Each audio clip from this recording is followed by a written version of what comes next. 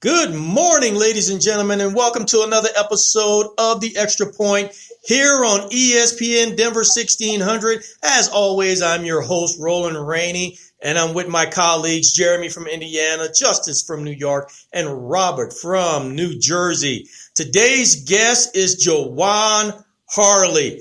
Juwan is a NFL free agent, former Buffalo Bill, played with the Florida State Seminoles and also with Middle Tennessee State. Juwan, welcome to the Extra Point. Wow, thank you for having me. That intro right there, it really got my blood boiling, so I'm excited. Well, hey, we got a lot to cover because for the audience listening out there, we, meaning the team here at the Extra Point, had the opportunity to witness Juwan's capabilities at the National Scouting Combine. We'll get into that later, but let's go ahead and start off with your background. So, you come out of high school, highly rated football player, and then got this opportunity to play in Florida State. That is a big time program. And let's be honest, when you play in Florida State and you're a defensive back, I'm pretty sure somewhere on campus or in that locker room or in that facility, Deion Sanders' name probably came up several times.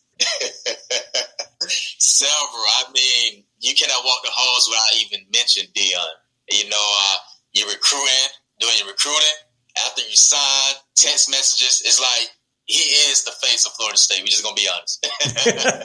So, you spent some time in Florida State, and of course, then you transferred over to Middle Tennessee State. What was that kind of transfer and journey like for you? It was kind of tough to make a transition, especially being at Florida State. I was able to play at home. I'm from Tallahassee, Florida, so it was an opportunity to be in front of, family and friends, and whatnot.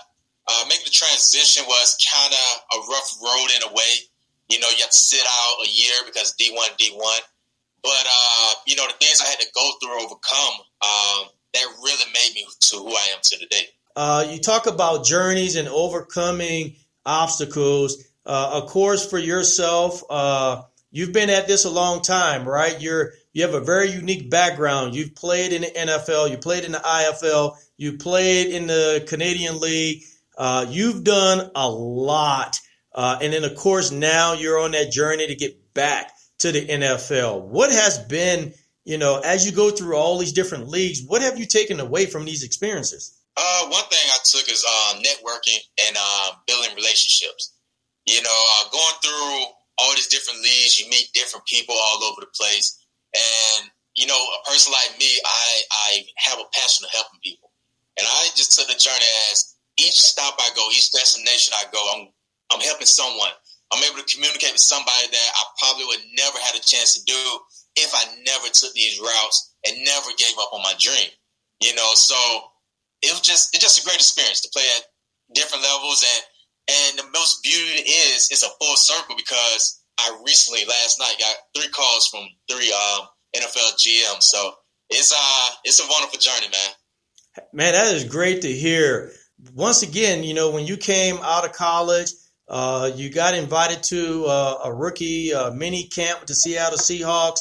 And then eventually you end up signing with the Buffalo Bills.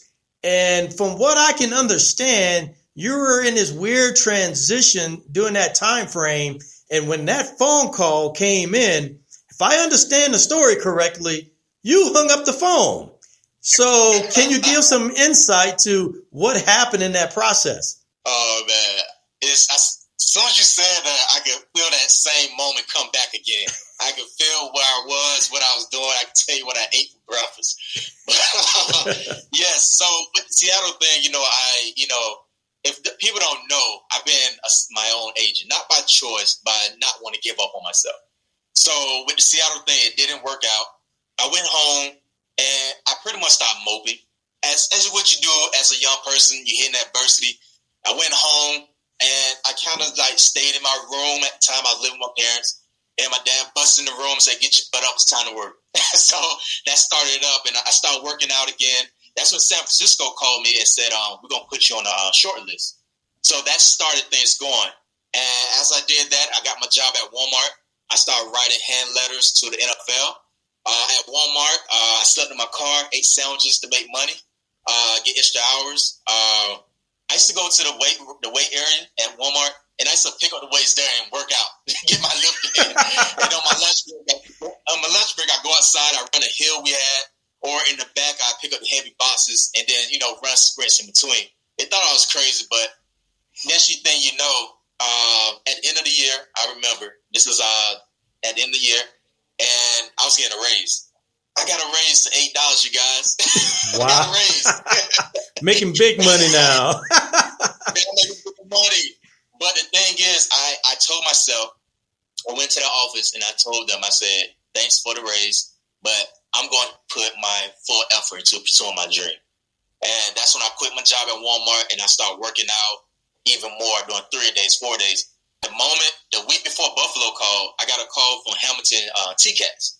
They wanted to fly me in. But it was a snowstorm, so we had to cancel that.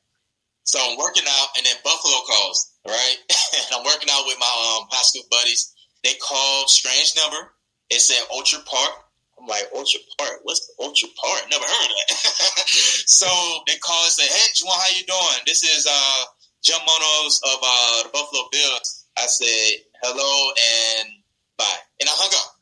Because I said... So you actually hung up on Jim Monos. So for everyone listening out there, Jim Monos was the director of player personnel for the Buffalo Bills. So you hung up on this gentleman. Man, I thought it was a bill collector, man.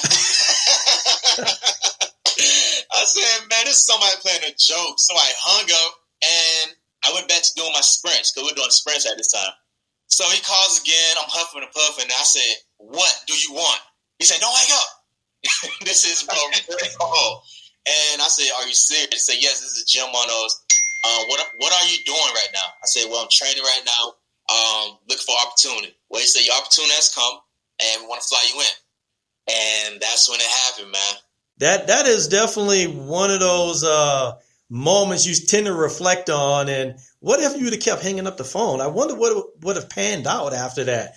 I'm quite sure, hopefully, maybe you would have got a late night phone call while you were sleeping to where he would have got your full attention. But I'm glad you took the phone call and took it serious. So you were there in Buffalo for a while. Then what was the journey afterwards?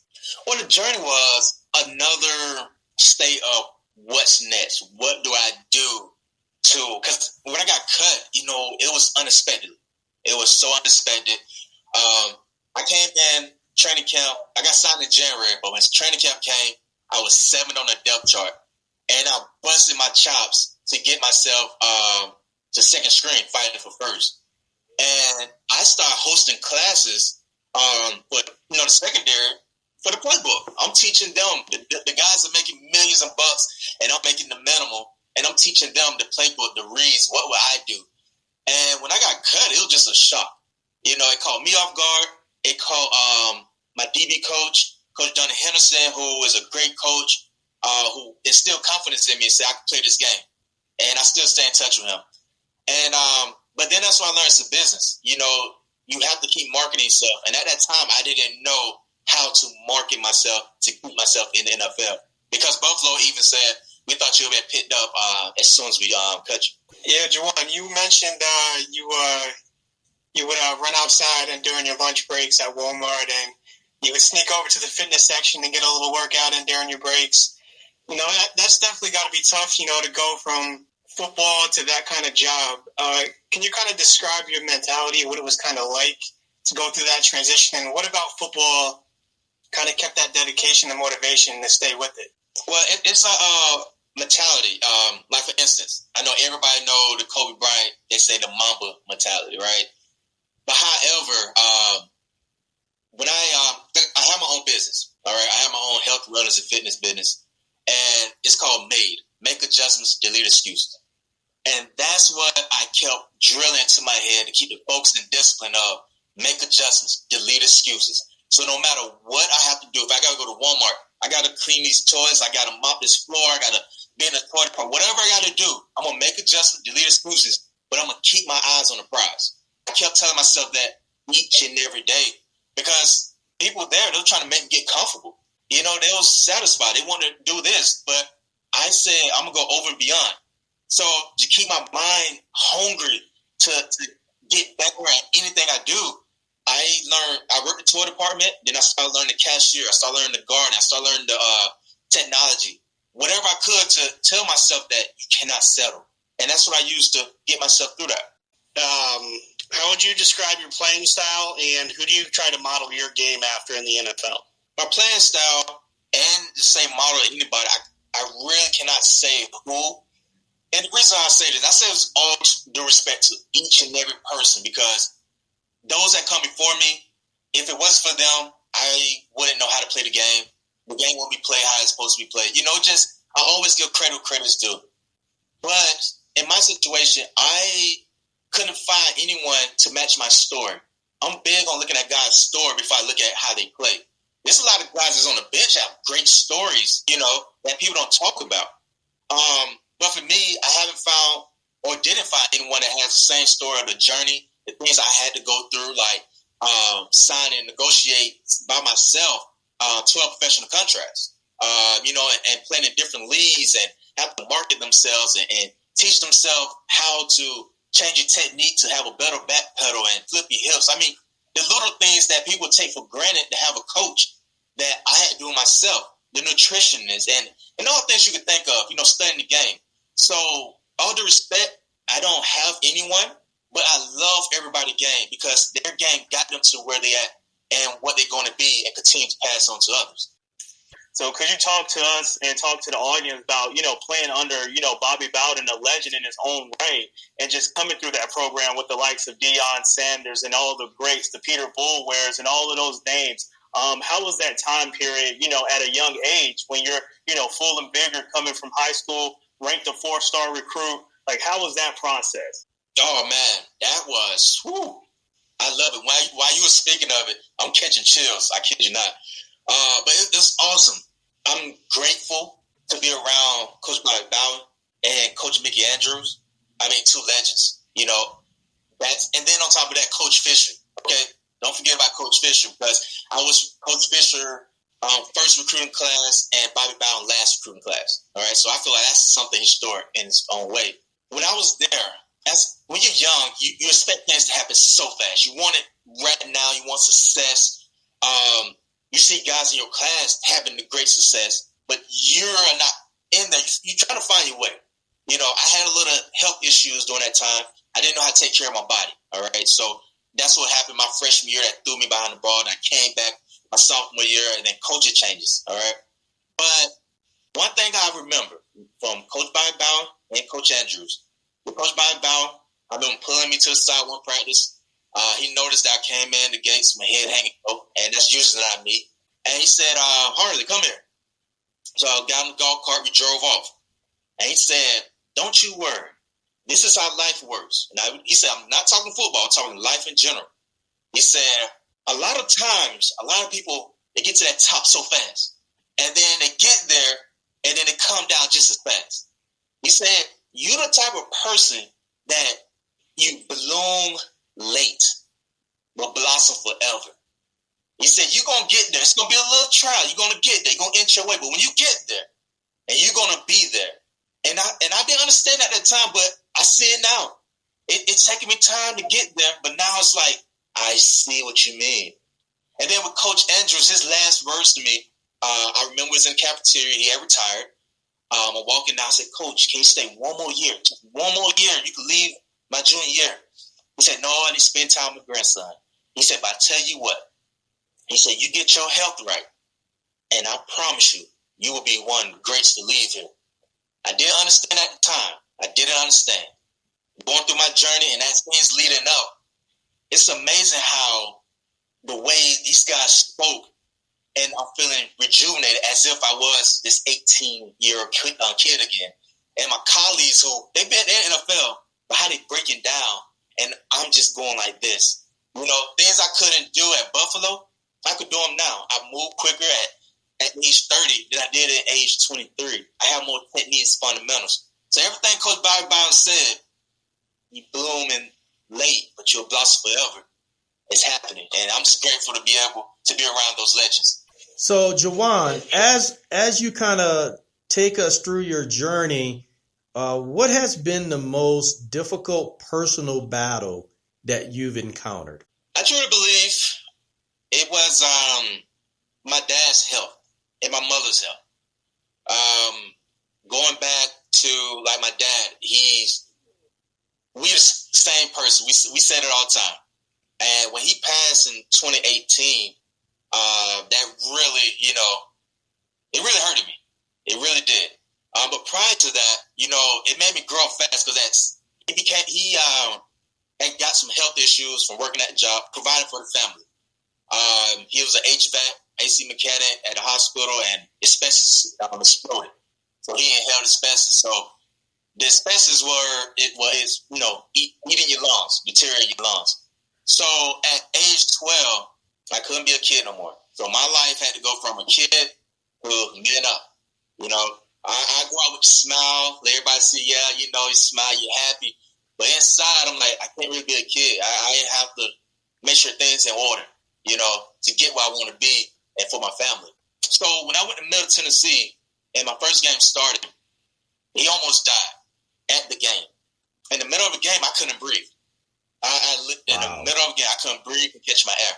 And after the game, I realized, they said, Juwan, throw your clothes on, get to the hospital. They had to rush him to the hospital. He almost passed. Now, I'm guessing he was sitting in the stadium, in the stands, when he was having this? Okay. Yes. He was in the stands. And this is where it went crazy at Middle Tennessee. After that, I stayed up there all night, crying and whatnot. And my coach, I come back, and my coach said, you should have went to sleep last night, as if he didn't know what was going on. That was like a one statement that really threw me through a loop at Middle Tennessee, which caused me to also not get drafted because they threw me on the bus. And I was told this by Buffalo Bills. And then fast forward into 2018, I was prepared for a workout with Baltimore, but I had to cancel it. That's when I got a phone call about my dad. We just talked. We talked hours prior. And I asked him, do you need me to come down there? And he told me, no, he never wanted me to fly down there. I truly believe he didn't want me to see him in that state. Right. He always want to see me strong and doing good. And I got the call, fighting for his life, got on the road. He passed by the time I got from Baltimore to Virginia. And I came home. And, my mom, make sure she's okay, being for her.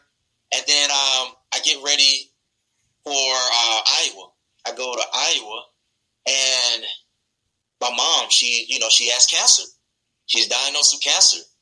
And I put my football career on hold. I stopped on a dime, got a flight home, made sure I was there for chemo treatment. She beat it. I'm grateful for that. And those things right there. I always say I honor my mother, I honor my father. Most people just think. But I'm the type of person that actually do it. And I put my career on hold for them because I know they would do the same for me if anything was going on with me. So those events right there, once I got over those, that's helped me continue because I feed off their energy. And like I said, I'm just grateful for my mother and father. I am myself because of them. Man, that is absolutely, definitely a heart-tugging story. But hopefully for everyone listening in, what you can take away from Juwan's story is fortitude, focus, and passion. And if you have that, you can definitely accomplish a lot. Now, Juwan, we got a chance to see you up close and personal. So for everyone listening in to the Extra Point right now, me and my colleagues, we were down at the National Scouting Combine at the Grand Park Arena in Indianapolis. And Juwan was there, and he was ready to get rolling to go through all the agility drills and so forth. Overall, how do you feel about your performance there? I'm impressed. And the reason why, most guys that get caught up in the numbers and whatnot, and being a veteran in the game, I know they're looking at my fundamentals, my technique. I still got it in and out and braids. Great hips, great feet. For a big guy, that's what they're looking for. And like I said, being around the younger guys, you talking guys, I think one guy said he was like 22. 8 years different. 8 years.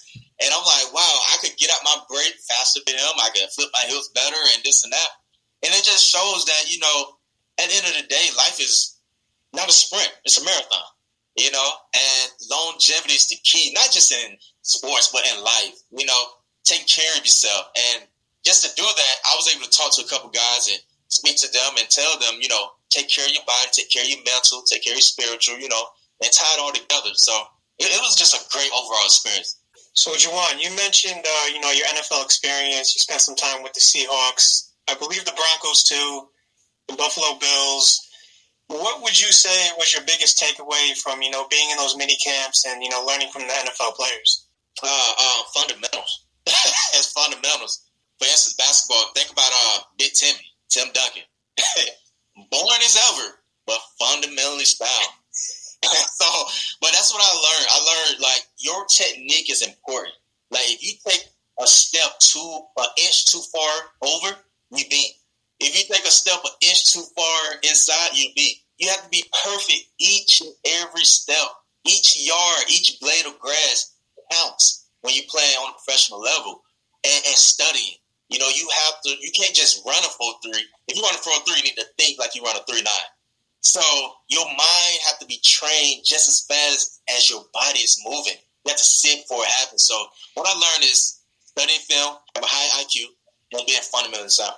And I just want to go back into the NFL, and a question that I ask a lot of guys is that, you have a lot of guys that's come out of college and they want to make the NFL, but they want to make the NFL for different reasons because, some players, they like to make the NFL because they want that lifestyle. They want what the NFL can provide for them, but at the end of the game, their passion for the game is sorely lacking. So clearly with you, on the other hand, it really seems like you have that passion because this is a dream that you kind of been chasing and you've tasted a little bit and you're trying to keep tasting to get there. So could you just speak and tell our audience just about the, just like Roland said, the fortitude, the passion, the wherewithal to keep grinding the day-to-day. So could you talk about how that affects your body and how it affects you mentally, during that day-to-day grind? Yeah, it's a journey on it. It's definitely a journey. But you just have to be in tune. I tell everyone, stay in tune with your star player. Your star player is yourself. Making sure you get up. Like what I like to do, when I get up in the morning, I like to get up and meditate, listen to good music, nice and smooth, do a little, after I drink my warm water, get me a little stretch in and whatnot. I have a routine. When you have a routine, it'll help you throughout the day. It'll help you throughout life. Now you discipline. I have to do X, Y, Z.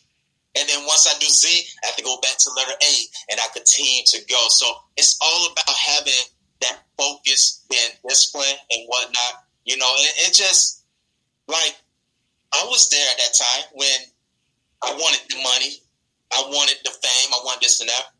But that's because I was hanging around the wrong group. A flower can't grow with weeds around. Ooh. So I tell people, Preach. I was born Preach. at age 25. That's when I felt like I was reborn. Like, if you want to call it, I'm not saying baptism, nothing like that, but just spiritually growing. That's when I really met my queen, my wife. I realized that it's not about the money. It's not about the fame. One, I love this game. I love it. But at the end of the day, the purpose of me going through whatever I'm going through is bigger than me. How can I teach someone? How can I help elevate someone if I've never been through it? That's why I don't look at none of what I went through as punishment. I just see it as stepping stones and helping others along the way. And that's where I'm at this point in my life.